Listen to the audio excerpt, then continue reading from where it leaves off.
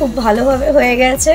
আমি যখন এসেছিলাম খুব বেশি প্যানিক হয়েছিলাম, বাট এখানে আসার পর আমাকে খুব ভালোভাবে কাম করা হয়েছে। তারপরে আমার যখন পিয়ার্সিংটা হলো অল্পই লেগেছে নামমাত্র, কিন্তু আমি প্যানিক ছিলাম বলে আমার বেশি মনে হয়েছে।